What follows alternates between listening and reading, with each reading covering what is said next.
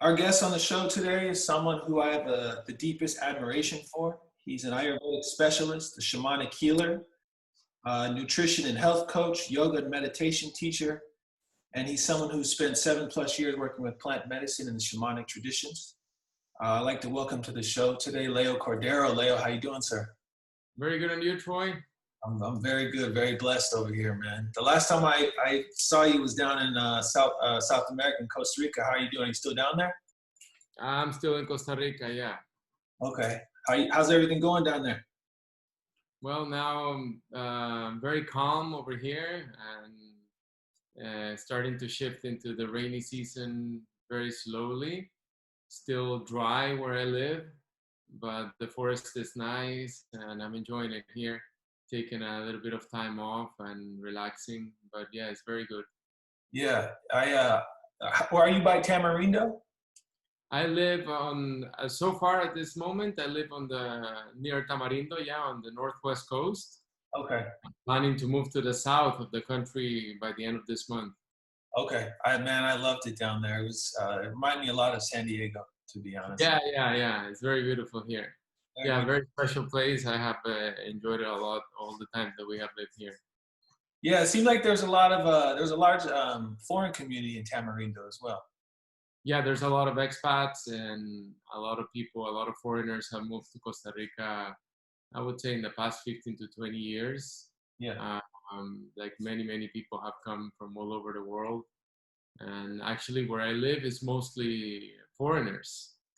Okay. It's kind of funny actually. You know, you go out and like even some restaurants, they close now due to what's going on in the planet, and they posted outside, and the signs are in English. They're Okay. not in Spanish, which is kind of weird. But yeah, I'm actually moving to the south of the country where it's more Costa Rican. Okay. Okay. Yeah, So over here is more foreigner. Mhm. okay. There's a strong presence of foreigners. Yeah. I like it. I appreciate it. It's the same all over the country. Um, yeah, there's this combination of locals and foreigners, and we merge really well. We don't have anything against anybody. You know, it's a good place to live. It's very chill. Yeah, I could see why people stay down there. So that's a great lead into how'd you find yourself down there? Like, what is your story? How'd you get there to where you are right You mean in this part of Costa Rica or in Costa Rica? now? Where you are in life as a healer, as what you do, what you offer to the world. I mean, I know you're not native, right? I am Costa Rican. Okay. Yeah, I am Costa Rican, although I lived abroad like 7 years or so. Okay. Uh, mhm, like from 2000 or 1999 until like 2006, more or less. Mhm. I lived abroad. And since I came back to Costa Rica, I have lived in different parts of the country. Now, here where we live is because at some point um, I kind of like went nomad, say, for about, I would say, a year and a half. And I was in India and I had been offered um, a job here in Guanacaste at Rhythmia. So it made kind of sense to like move to this part of the country because Rhythmia was here. So I was searching for places and I was actually searching near Rhythmia. And fortunately, you know, life is so wise, you know, we ended up on this side, which is like maybe 45 minutes away. And over here is just so beautiful. The beaches are so beautiful and it's so calm. And yeah, it's been a great pleasure to be here. That's awesome. That's a great way to get there. And so if I understood correctly, you started off as a business owner, correct? You're working in business? Well, I used to be a tour guide long time ago. That was my first profession, and in the meantime, I was studying a little bit of business in college. Um, I didn't finish like a huge title like or diploma. Like I just went through like a technician in business, and that led me to work. And I opened my own business where I was teaching English as a second language. I opened an English school in the northern part of the country, and then that led me also to some management positions in travel agencies. And then later on in life, that led me also to work in finances and in human resources in different companies in the Caribbean and other parts, and kind of like led this thing of or this career in business, but really wasn't pleasurable for me whatsoever. And yeah, it was like I did it. I would do it well, but it was like a really office job. It's not for me that much. Feeling. Yeah, I think a lot of people can relate to that. I share that same sentiment myself. So Hmm. what was it? You were lacking this. You had something lacking inside you, and what was next? What happened? How'd you find that? How'd you itch that?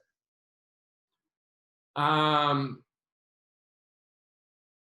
really, I would say everything in my life has happened on its own. Okay. Um, I have been like searching inside, and I have always applied myself to life as it comes fully, and I don't turn my back to life. Hmm. Or if life wants something or brings something, like now life brings something and I'm aware, I can see it, I'm present with what's coming. But before, I didn't know, like I wasn't aware. So whatever would come, I would just like work with it. I would just be with it. I would like make it happen, make it work. Like I will be with it like fully. Um, yeah. So I guess that um,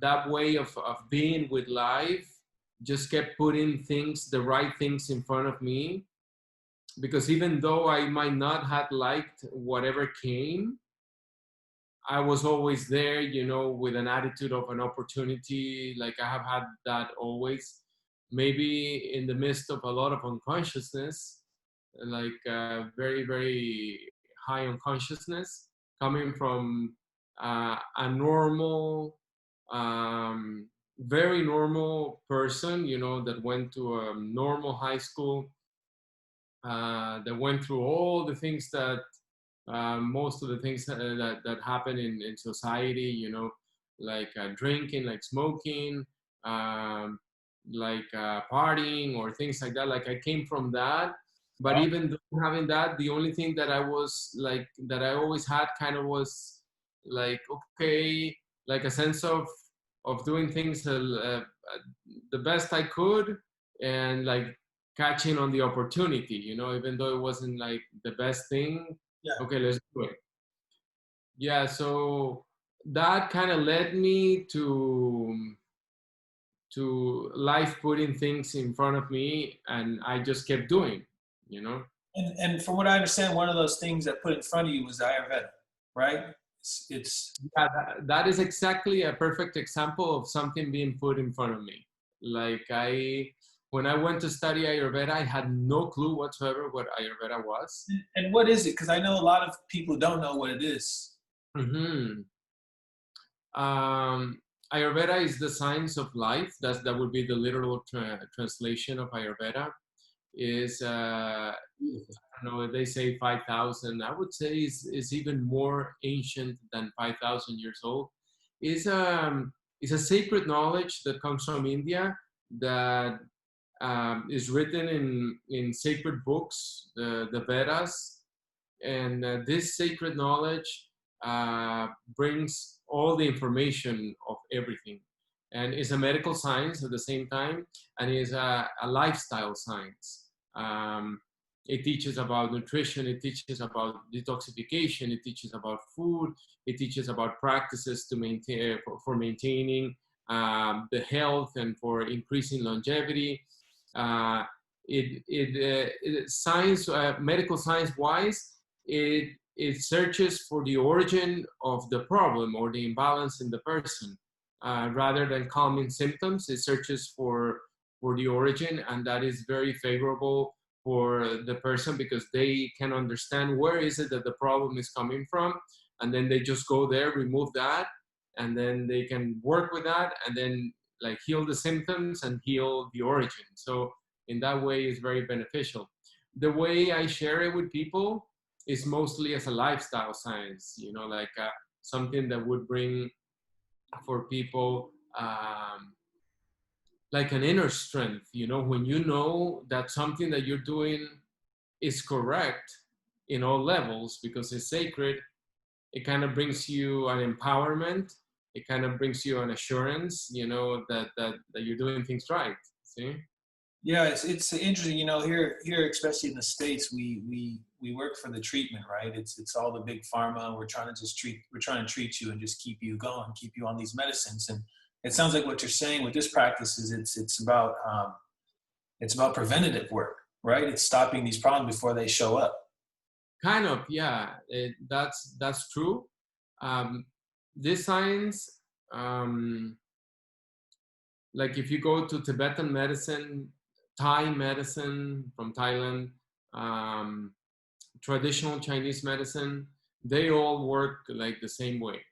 Okay, and yeah, it's about lifestyle, and you can make tweaks, you know, changes here and there, you know, according to the seasons, according to what you eat, like making different changes throughout your life and according to your ages, and then you bring balance.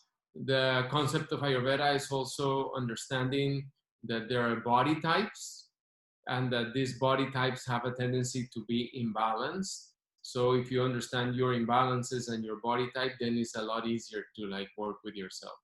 That's very interesting stuff. And all this studies you've done in Ayurveda, it led you to something that you call the self-healing journey.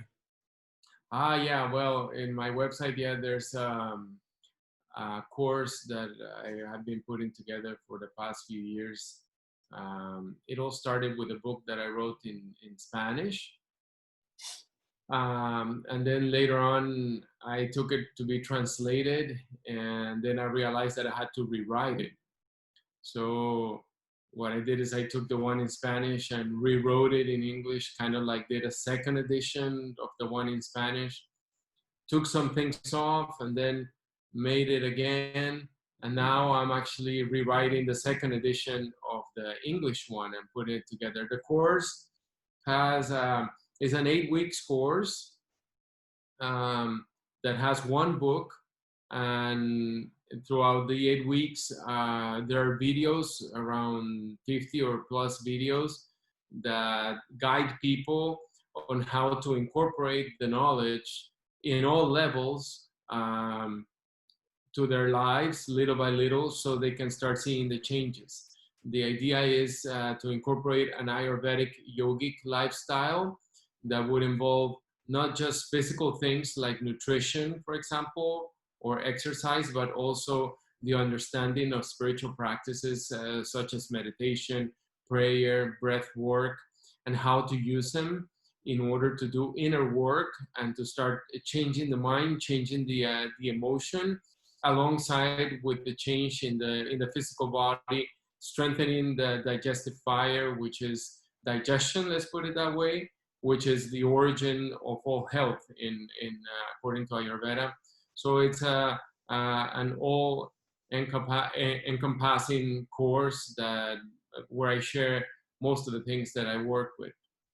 Okay, so this is a completely holistic approach to health. And it's Kind of, yeah, it's a lifestyle course. The idea is for people to have the information that an Ayurvedic practitioner would, or somebody that lives according to these sciences, would use to live life. Hmm.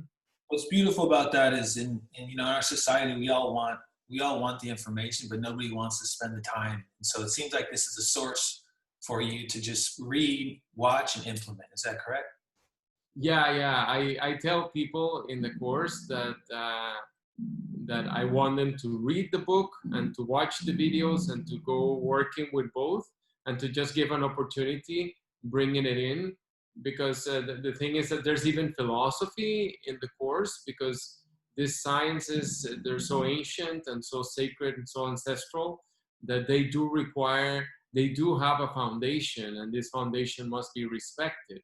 Yeah. See, when you read and you learn about this foundation, then everything makes sense. See? It's a lot easier to understand why change in nutrition, or why apply oil to your skin, or why meditate in a certain time, and so on. It all makes sense when it's used in that way. Yeah, It the empowers the person. spiritual ties there are beautiful. And so in your course, you talk about the four pillars. Can you explain those? Can we go over those for a little bit? Yeah, the four pillars is something I came up with. Um, so there's a physical aspect of uh, of uh, of existence. We live with a body, and the body should be respected and treated in a way. Is the vehicle of the soul, say, in this lifetime. Yeah. So I explain how to work with the body. That there's exercise that should be done, that there's a regular detoxification that should be done, that there's a particular nutrition that works for you the best, because not everything works for everybody the same. There's an emotional aspect to it, which is also part of the mind. Mind, emotion is the same, and that also should be maintained and should be worked. And that's done and achieved mostly through meditation, through prayer, um, through breath work. Like, we don't understand what to do when we have anger, or when we have like depression, or when we have like anxiety. Those emotions is fine if they come, but it's also really cool if we're able to like face them, and we're able to like work with them without becoming a slave of these emotions. Yeah. So if we learn how to work with them, then it's okay. We're just we don't have a problem, pretty much. But if we don't know what to do with them, then we become their slave, and then life really becomes a burden. And then there's a spiritual aspect to life. This spiritual aspect, it's all the same thing, because the food that you eat will also increase your connection. The meditation that you do will also increase your connection, and everything becomes like aligned. This spiritual aspect also, many times we don't even know what the word sacred means. For me, the medicine, the path of shamanism, has helped me understood better this relationship with spirit, with divine spirit, with the sacredness, and that has resulted in an understanding of all the practices, such as meditation, such as breath work, or yoga, or in any other practice. It has the fact that the understanding um, has come through plant medicine, has permeated all the other practices. The fourth pillar is really Dharma, or the purpose of life. Now, for many people, and in traditions, they talk about Dharma being like the profession, but Dharma for me is being present. It's like being there with life, see, like embracing life. And again, everything is the one thing, see? So you can also, as you start embracing life and like putting your energy into life, you know, with a good attitude, which the diet would help, um, the yoga will help, the exercise will help, the meditation will help, the breath work will help, the plant medicine will help. Everything will start becoming one. As you start applying, then life starts coming to you. See what I was just talking before about, and then you just go with life. You know, you're just there with life. You know, and then you know you don't question life or doubt it so much. Internally, something starts arising, which is a desire, and naturally that desire will open the gates for you for dharma. Mm-hmm. It's interesting. I was able to work with you down in South America during the last of the 4 ayahuasca ceremonies I took part in. And since I've been back, my life has it's become so simple. I found this consciousness that's exactly what you said. It's made me aware of my feelings. When I get upset, I still get angry. I'm still a person, but now you're aware of it. It doesn't control you. I felt a deeper sense of connection. And a big part of that was I took your meditation course that you offer through the website. And also in that course, you talk about the difference in prayer and meditation. And you mentioned that here. Can you talk a little bit about the course and the difference between prayer and meditation and what they both offer? Mm-hmm. So meditation is finding a place of stillness. Um, and in this place of stillness, what we do is we connect with the true source of where we come from. Um, so let's put it another way. We live life, and through the living of life, um, we have turbulence, we have thoughts, we have ideas, we have plans, we have projects, we have agitation that happens in the mind, that happens in the heart area. We are like a little bit agitated, let's say. When we sit in meditation, now through this agitation, we kind of lose track of our nature. We kind of lose track of who we are, and we become the thought. So when we sit in meditation, the idea is that we center ourselves, we find enough stillness. So in that stillness, a sense of peace can arise and a sense of purpose can arise. But it's in that place, in this space, which is the optimal place for prayer. Now, prayer is like the same as meditation in a way. It has the same quality. In fact, prayer prayer would naturally arise in this place of stillness on its own. Like it doesn't have to be thought. See, the thing is that this place of stillness is when we land in our heart consciousness, you know, where they say in Ayurveda that the soul resides here. Wow. And that is glued, is held, you know, by 8 drops of a fluid that we produce. It's a sacred fluid that we produce, humans, after all the processes of digestion. So our soul is here.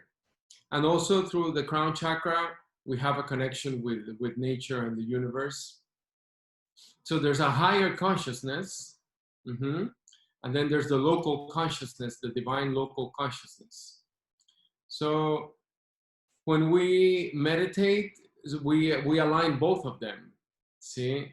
And so prayer on its own could arise from there. But we need to find that place of stillness. And it's just sitting down and being in stillness. I see. But also, due to the different things that we live in life, call it relationships, call it work, commuting, or all the information that we bring in You know, that could be news, or could be movies, or could be books, or partners, or whatever. All this information that is coming in. Then when we sit in meditation, that's the turbulence. So that's the agitation. So we might need to resolve some of these things with a little bit of guided intention. Say, for example, let's say you have a situation with somebody, so you're aware that forgiveness could work, you know, to fix this one relationship.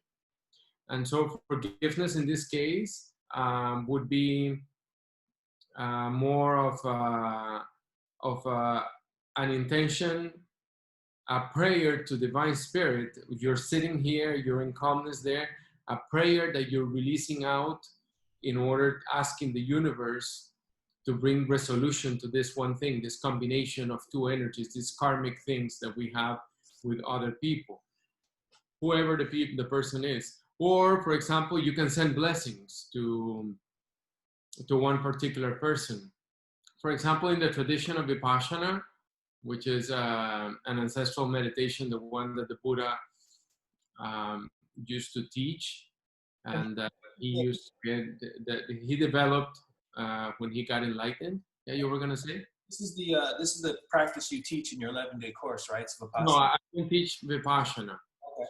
I learned Vipassana, and I have practiced Vipassana for, I don't know, maybe 10 years or something like that. The course that I share is Vipassana is 3 techniques, or the whole course of Vipassana is 3 techniques in one. Okay. Anapana, Vipassana, Metavavana. I teach Anapana. Okay. And relaxation, mindfulness. See, is in order to learn Vipassana, you have to go to a 10 days in silence course in a meditation center, where you sit with qualified teachers, and it's a very special type of course. Anyhow, in the tradition of Vipassana, at the end of the meditation, you do a prayer, and this prayer is a prayer of blessings for all beings. And in another tradition of the pranic healing tradition from Master Choa Kok Sui, and his technique of meditation, the twin heart meditation, which is that twin heart is our local heart and the universal heart. When they come together, from there, from your heart, connecting with Divine Spirit, you share those blessings to everything. So prayer is essential in a way. So prayer could be something that could come from us, you know, from our local existence, or in that silence, once you have achieved the silence in meditation, it could arise on its own, which is just dwelling in the divine, in the sacredness. See?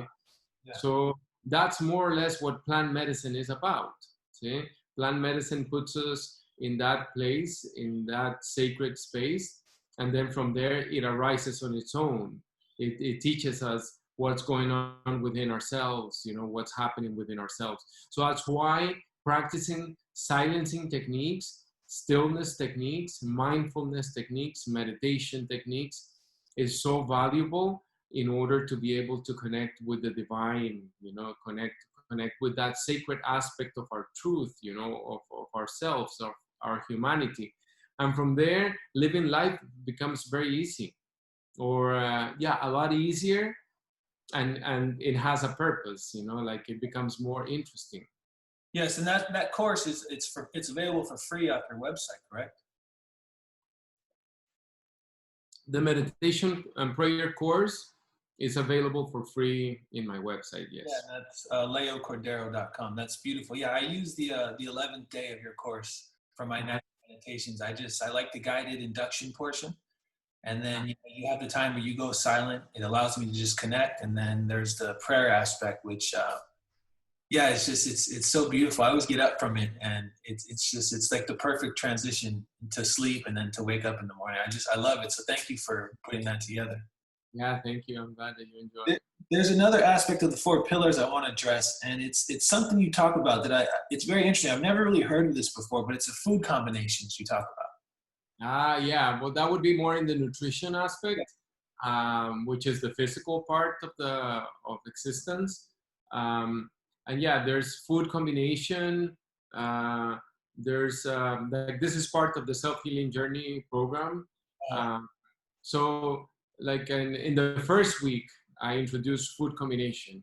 I introduce the awareness of certain allergenic foods. The idea is that as you take the course, you go from knowing nothing, or maybe you know everything, but we start applying it in order.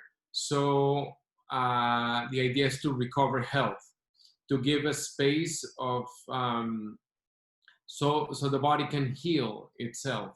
So the application of laws of food combination, what does is that it makes digestion rest. And so everything becomes digestible or digested. And there's the accumulation of toxins in the body is reduced, so the body can deal with the toxins that had accumulated, and it can deal also with the digestion of the food that we're eating, and this food can become nourishing to the system rather than burdening to the system. So the idea is to give some space for the body to recover on its own, because it has absolute intelligence and it will do it. You know, the only thing is that we don't know what is it that needs to be done. So what people would do is they would do like a juice fasting, or or they might go into this one diet system, Keto, and something along those lines. yeah, like, and then, but if they are consistent with these things, the body will just recover on its own. Yeah, it's so interesting. You know, we I think there's a big push to eat clean now, to eat clean, but the combination of food is an aspect that not a lot of people know about. So I thought that'd be pretty cool to bring up with everybody. One of the stuff you talked about that's I think is very exciting and interesting is the plant medicine work you do. Mm-hmm. You mentioned earlier, you said something along the lines of it. I remember you telling me this. You said it developed. It allowed you to work with the consciousness of nature and understand the invisible consciousness of nature. And for someone who's done ayahuasca myself, I came into it not knowing very much, and when I left, there was a profound beauty that just it graced me. I feel like it graced me, to be honest. I feel like I was given a connection with nature, and I have a podcast I put out where I talk about my story. And one of the first nights was nothing happened. I didn't see anything. I wasn't having any of those stories you hear people talk about ayahuasca, but there was a moment where I placed my hand on the ground and I could feel energy coming from the soil. And I felt it was coming from a tree next to me through the roots into my heart. And I just remember having this tremendous sense of just life come into me. And so can you speak about ayahuasca? What is it? You know, like, what is it? You know, people know it's a hallucinogen, but like, what is it spiritually? What is it in the culture you come from? Well, I follow a lineage from Colombia, and the plant that they work with is yahe, which is the Colombian version of ayahuasca. I follow a lineage from the Inca tradition. My teachers are Taita Juan Chindoy and Taita Luis Chindoy. And in this one tradition, the plant of yahe, which is a combination of two plants, the vine of yahe or ayahuasca, or it is called ambihuasca over there. And then the plant of chagropanga, the leaves of chagropanga. So in this one tradition, the plant is the main pillar for the culture. So when we think about this thing of the main pillar, I would like to invite the listener or the viewer to think about what is the main pillar for them. um, the the Taitas tell the story that when they were growing up in the town or in the village where they were, everybody would drink medicine, and then once a week they will gather with the grandfathers, the wise men already, the elders, and they would go and drink medicine. As a joke, they say that they did that because there was nothing else to do. But so they would go and drink medicine, and over there they would consult with nature. See, so is a medicine to connect with nature, with the wisdom of nature, which is within ourselves. Is something that we have forgotten. So the medicine really is to remember everything that we are, that we have forgotten. Everything that we are, every aspect of nature is within us, but we have forgotten. So within that aspect of remembering, many times due to life, we have lived many traumas, or we have cultivated fears, or we have had impacts. And these impacts are not natural. They are not really part of the way in which nature lives. You know, nature lives in a very detached way, forgiving, compassionate, respectful, always thriving, always working, always producing, but calmly. Yeah. Okay? It rests when it needs to rest, and it's always evolving. So these traumas, these impacts, and these fears, they stay in the human psyche, and they could come from this lifetime, or they could go back to other times, or they could even come from the genealogy, from the family that we come from. Yeah, things that were not resolved. See, because if you go scientifically speaking to the DNA of the person, the DNA is absolutely connected. You know, like they have done tests in which they have taken a sample of DNA from a person, and then they ask the person, they have the sample in one room and the person in another room, and then they ask the person to feel emotions, and the DNA immediately contracts or expands based on the emotions the person is feeling, and they have separated both, you know, for miles and miles, and it's still simultaneous. Yeah. So we carry the DNA of our parents, we carry the DNA of our grandparents, and so on. So whatever has not been resolved needs to be resolved. Also, they say in some spiritual traditions that the physical body has a DNA, which is the one that scientists talk about, but they also say the soul has a DNA, which is this unknown part that's in the DNA that is not understood by science.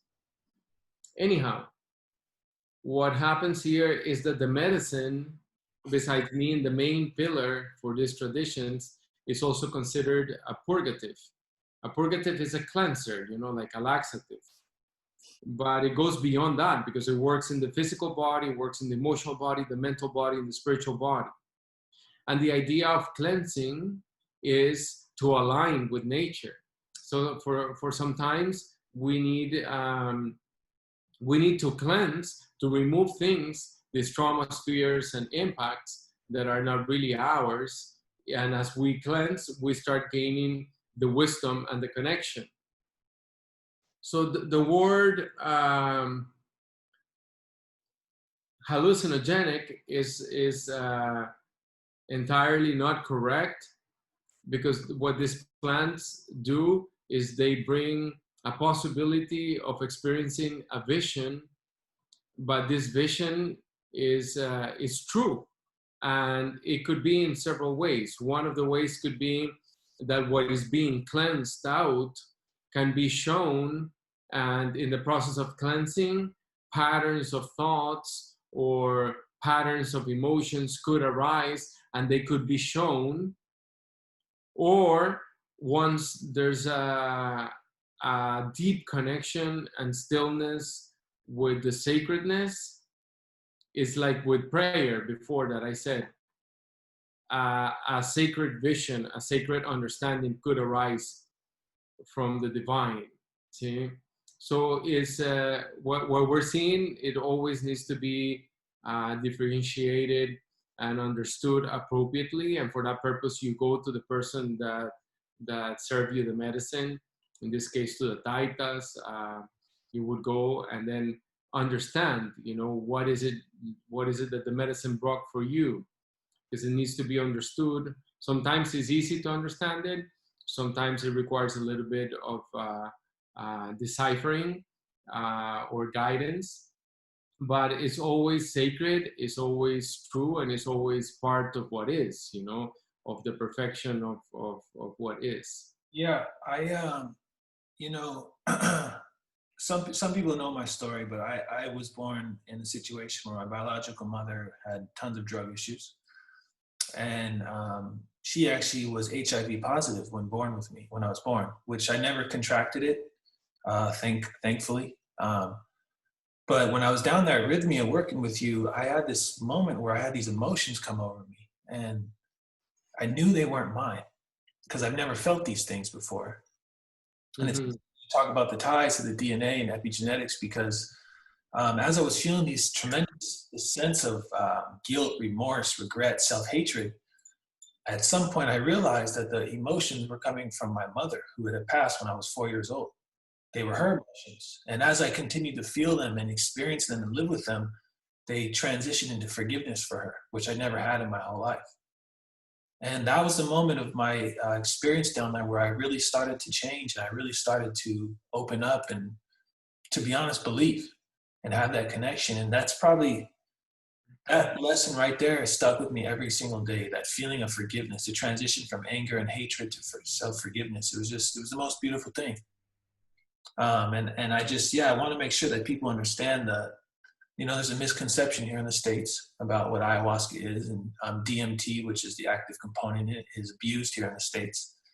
And I'm really thankful that you shared that with us, because I think people really need to know and understand the essence of it.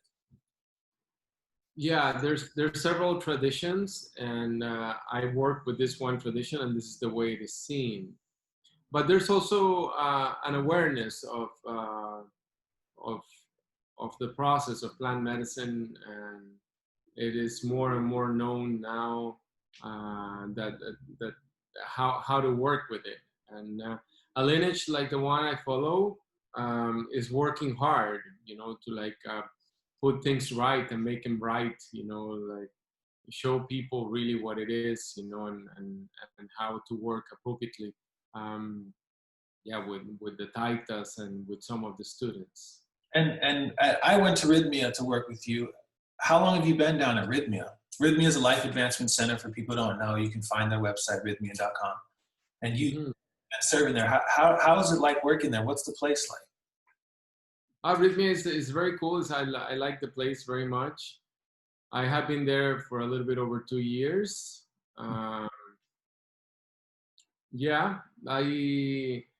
Another friend and myself, we serve what they call the Colombian night, which is the night in which there's this one tradition. Remember that not all the medicine comes from the same tradition. Not all the chants are from the same tradition.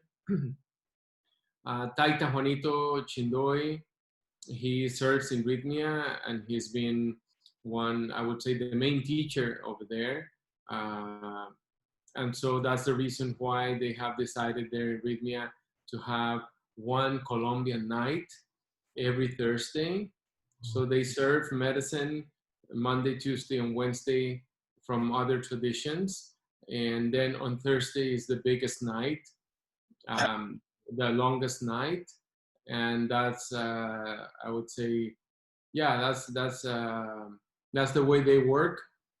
My experience with rhythmia and what I haven't seen is that it has brought blessings to a lot of people Yes. and to most of the participants. They have something called the miracle rate, and it's a high rate of almost 96%. All right. And I have seen humans like evolving and changing, and I do appreciate that. I appreciate the level of integrity of the healers as much as it's been my understanding and what I have seen. So it's a safe environment also to work. It's a clean environment, and I do appreciate it very much. Yeah. Mm-hmm. So for someone like you, when you're hosting or when you're seeing a ceremony out, what is it like to you? Because I know as someone who partake in one, you're in your own world, right? Like I have my own thoughts, my own feelings going on, my own emotions. But you have this room of people you're watching over, or in a smaller ceremony even. What is it like for you being a shaman? Like, what's that experience like? As a healer, let's use that word better, as a healer or somebody that is handling the medicine um, under the authorization of the taitas. So I want to make that clear, like I handle the medicine, I have been authorized to share the medicine by the taitas, and I want to enhance this point because this is the way it is. I wouldn't be able to do it without them. See, um, like there's no way to do it without them, without their presence and their authorization in my heart and in the energy. So as a healer, when I come to the ceremony, the most important thing is to come as an empty vessel, Hmm. like quiet and silent as possible, and just with a very pure intention as much as possible, loving intention of just asking Divine Spirit to please, like work and bring blessings and divine healing to everybody through the medicine. When we all drink the medicine, since it's a cleanser, it will keep cleaning. It will keep cleaning. Like it always cleanses. So it might bring things up for me also, which I organize to a point in which I'm ready to provide healing to people, to become a channel, for Divine Spirit to flow, to help people. So in this one tradition, one thing that is clear is that people drink medicine, they go through their own process, but then they receive healing from the healer. Yeah. And in this process of healing, what we're doing is just praying to nature, to the elements, to the trees, to the water, to the air, to the fire, to the earth, to the moon, to the sun. I'm praying to the the spirits of nature. See, praying to the spirits of nature to come and assist the person in removing things or in bringing energies in, so the energy can get more aligned and harmonious.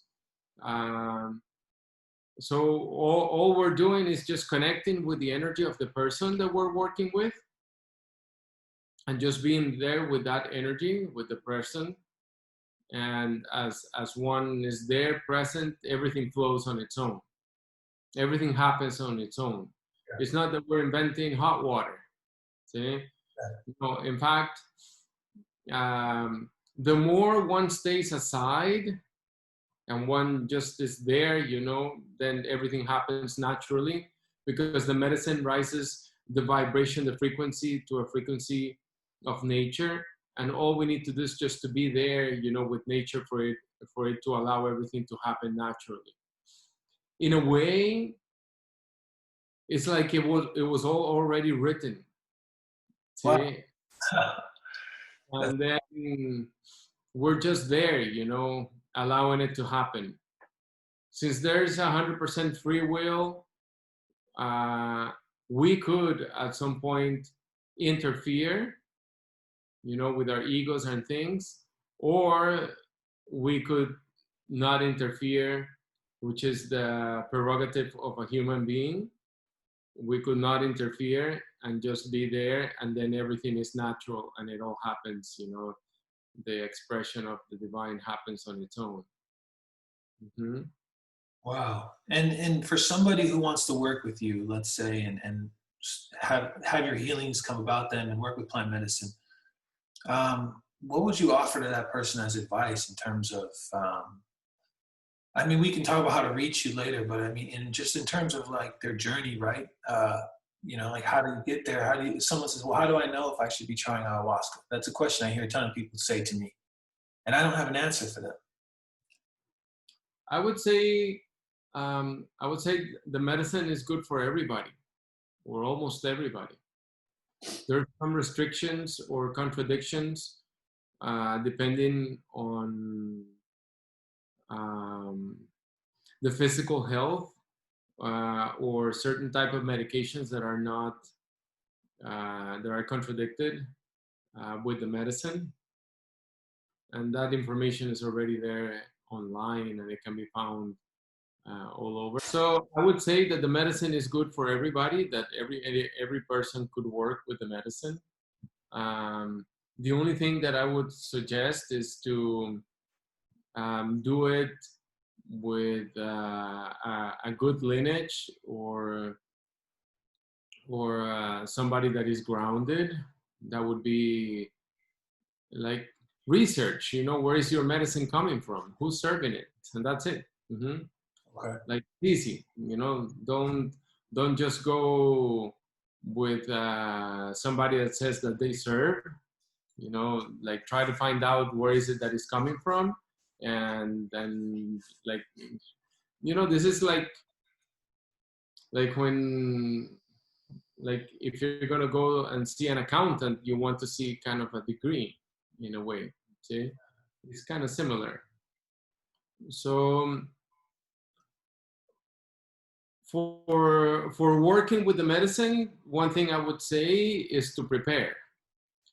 So what does it mean to prepare? Remember that the medicine is a purgative, and it will cleanse. Mm-hmm. It will cleanse the physical body, emotional body, mental body. So what I would do if I would work with the medicine would be try to cleanse the physical body, emotional body, mental body before I go and drink medicine. So for that purpose, I would remove a few things from diet that could alter all the energies in the existence of the person.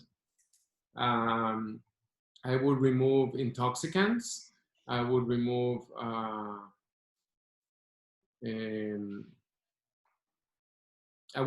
coffee, or just a little bit, or decrease it. I would remove medications as possible. I would remove other plant medicines, such as cannabis, for example. And I would kind of like leave my energy as clean as possible to come meet with the grandmother. The other thing I would do is kind of like feel, start like connecting with myself, start connecting with my intention, why am I going to come and meet with the grandmother, with ayahuasca or yahe? What am I trying to achieve? In that process of self-investigation, it's like you're already calling the medicine to bring in healing, and the healing is already happening.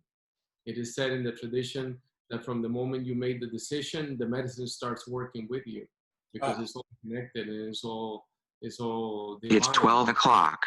That's so, Mm-hmm. That is so beautiful.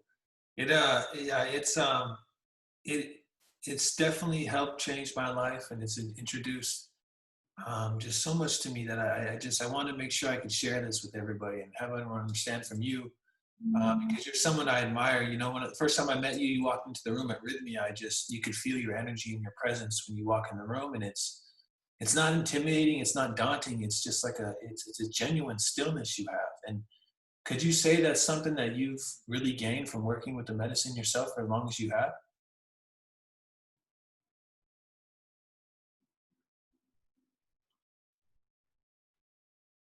I always tell people that if they work consistently with the spiritual practices, Mhm.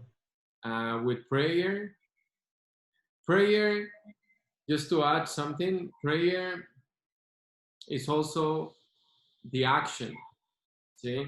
So prayer, remember I said that in the meditation, in that silence, prayer arises on its own. So that same prayer that arises on its own is what happens after we do spiritual practices, what comes out into life. See, the manifestation, we become clearer and more of a channel. So I always say to people that if you maintain the prayer, which is the stillness, the silence, it arises on its own, and living life accordingly to your intention, that everything aligns on its own. You know, everything happens. Like uh, like everything happens. Healing, self-healing does happen to people. So if it happened to me, it can happen to anybody. And I have seen many people healing and becoming just more liberated persons.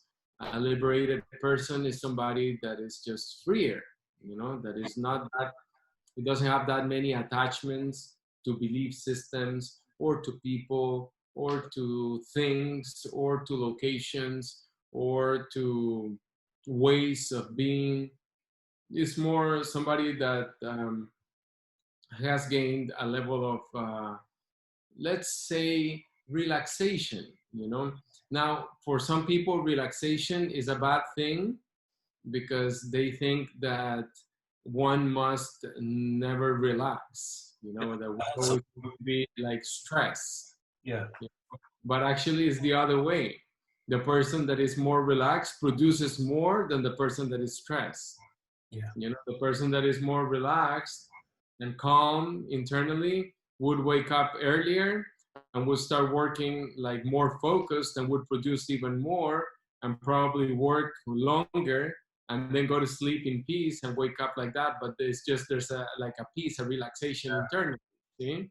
Definitely. Instead of wasting the energy in thoughts or in wrongness or in producing things that will not be conducive to producing like just life, producing life, you know, to making life nicer, you know, like dharma. See, the purpose of life, you know, dharma, the purpose of life is not necessarily a profession. That's part of it, but dharma is producing life as an explosion of joy that comes from that relaxation. Uh, See? yeah. Wow. Well, Leo, I want to make sure I give people opportunity to know how to connect with you. So, obviously, I know you can work with people in person. I know the climate of the planet's different right now. That's something you do. They can find you at Rhythmia. And how else can people work with you? What are other ways they can reach you? Bueno, so my website is leocordero.com, leocordero.com. Over there, the first way would be you could, if you wish, if you don't have a meditation practice, uh, you could try the free meditation and prayer course. That would be the first thing. Highly recommended. Then there's the other course, the self-healing journey, which is if something that calls you and you feel that you could benefit from it in your heart, then that's another possibility. Then um, I work with the Taitas, with Taita Juanito and with Taita Luis.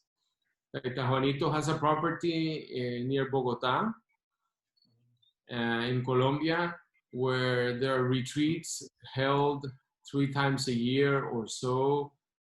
It's called Finca Ambiguasi, and the website is fincaambiguasi.com. I go to those retreats also, and I'm there sharing with the Taitas as a student and also assisting, you know, helping people. Taita Luis has a property in the Putumayo of Colombia, which is the Amazonian part. This one is kind of in the jungle. It's a very beautiful property where there's all the commodities. This one is in a smaller scale. And over there, I go and assist Taita Luis in bringing the translation and assisting in helping the people going over there through their healing. It's a very beautiful place also. That one where we will have a website soon available. That I will have a link in my website to these two places. Okay. So they can go to your website for those. Okay.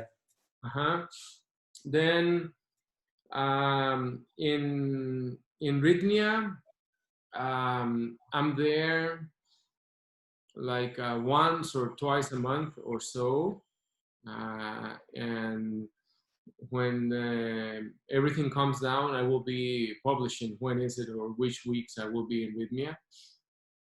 And also, if people would like private ceremonies or something like that, or to work with me on a one-on-one basis, I also offer private retreats. And also in the south of Costa Rica, we will be holding retreats soon as well, and offering possibilities for people to come and receive healing through the self-healing journey and through plant medicine, as in a very smaller scale. The one that is the largest one is really Finca Ambiguasi, Taita Juanitos. That's the biggest operation because it's already a very grounded, or is the oldest one of all the operations. And then Rhythmia also. But those would be kind of like the ways, they can always reach out to me through my website, leocordero.com, and we can find something, that would work for them. I always refer people to these options because I know these options, and I can guarantee that people will receive really good treatment in any one of them. So the best way, really, if they want to find out where I'm at or something, is through my newsletter that they can sign up in my website, or they can shoot me an email, and I will be more than glad to direct them appropriately.